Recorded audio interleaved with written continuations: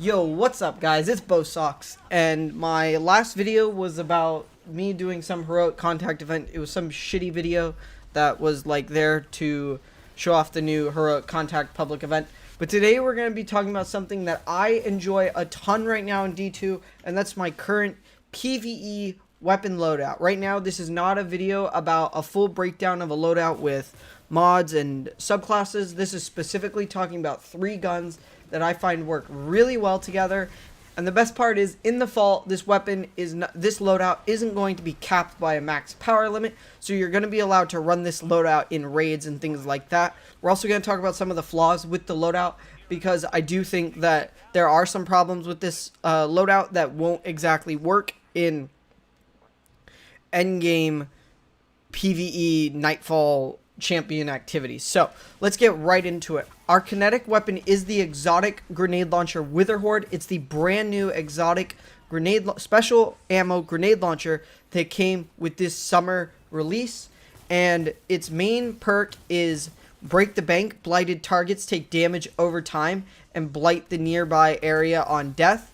And Prime Evil's Torment. Projectiles fired by this weapon blight the target or nearby area on impact. There have been a ton of reviews about this weapon, and right now it's melting raid bosses, and it's really fun. You basically shoot an enemy and they take dot damage over time, and overall it's just very effective. It also creates an AoE field. If you miss an enemy, it creates an AoE field on the ground and damages enemies who walk into it. You can stack the 2 damages, the dot and the AoE, by putting one on the ground and one on your boss target.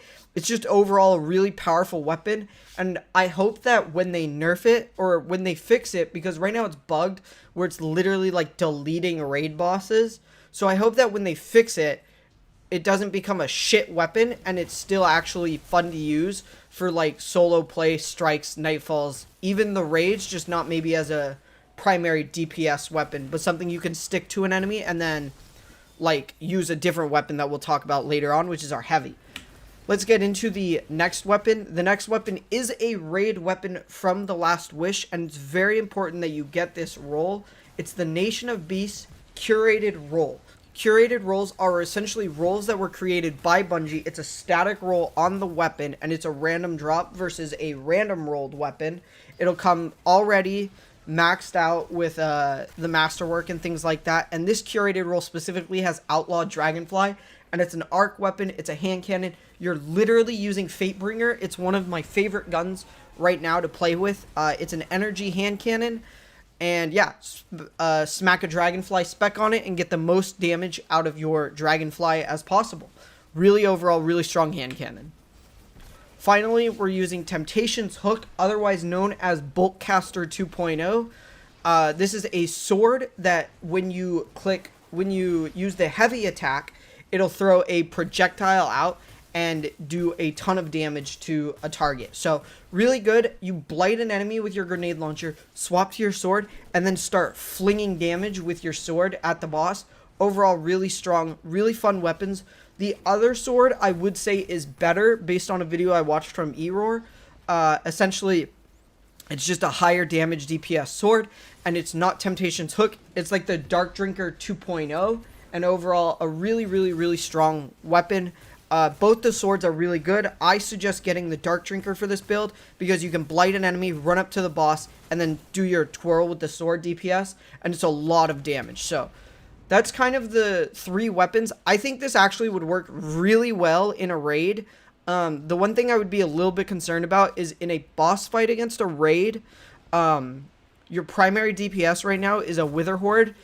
If that boss is far away, if you can't get to their feet and like hit them with swords, then you're going to be basically, your option is the Boltcaster, where you're throwing sword throws, and you need to wait for that thing to keep recharging. So overall, I don't think this is the best boss DPS weapon, but it's a ton of fun in strikes.